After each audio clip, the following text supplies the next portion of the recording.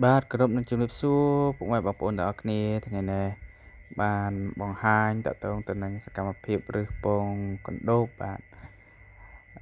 កាលពីវីដេអូមុនខ្ញុំបានថតតកតងទៅនឹងការចិញ្ចឹមកណ្ដូបណាឥឡូវនេះ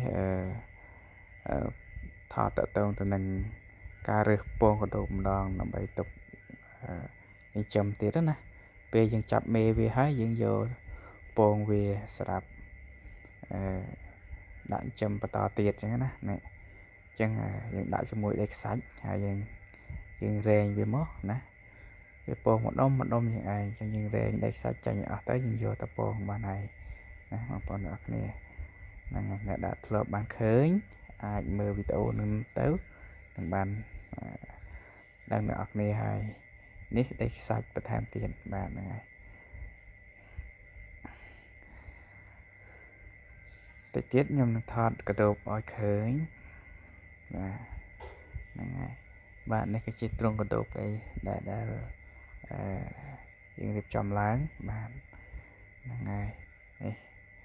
ច្រើនបងប្អូនចាប់អស់ខ្លះបងប្អូននេះចាប់អស់ខ្លះហើយចាប់អស់ចង់ពាក់កណ្ដាលហើយមកទ្រុងនេះប្រហែលជាបើចាប់ទៅប្រហែលជា10គីឡូជាងបាទហ្នឹងហើយថ្ងៃនេះបានយកពងវាចេញដើម្បីបំបែកដាក់មកទ្រុងទៀតហើយឃើញថាកដោបនៅច្រើនអញ្ចឹងណាបងប្អូនត្រូវការទិញត្រូវការអីអាចតំណតំណងមកបានបាទចាំខ្ញុំដាក់លេខទូរស័ព្ទខាងក្រោមបាទហ្នឹងហើយត្រូវការទិញអាចកំងមកបាទហ្នឹងហើយមានសូវច្រើនទេបងប្អូនមានតិចតួចទេណាហ្នឹងហើយនេះកំងមុនបានមុនកំងក្រោយអត់ហើយបងប្អូនតែចាំវគ្គក្រោយទៀតសាក្រោយទៀតហ្នឹងហើយនេះរូបរាងពងកដោបបែបហ្នឹងណាបងប្អូនបានប្រហែលខាំចេះហ្នឹងហើយចង់1គីឡូហ្នឹងបាទហ្នឹងហើយថ្លៃណាបងប្អូនពងកដោបហ្នឹងយើងចង់ទិញថ្លៃដែរហ្នឹងហើយ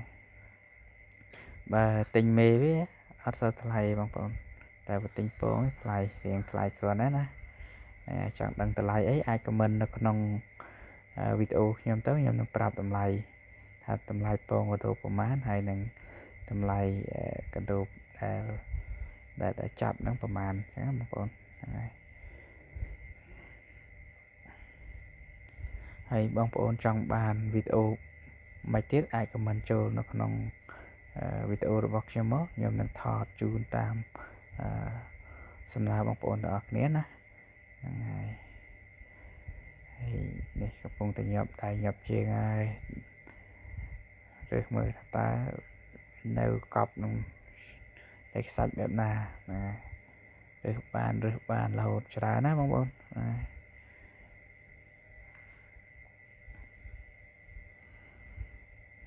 ញាប់ដៃញាប់ជើងហើយនេះបានមួយទៀតដែរអូថាក៏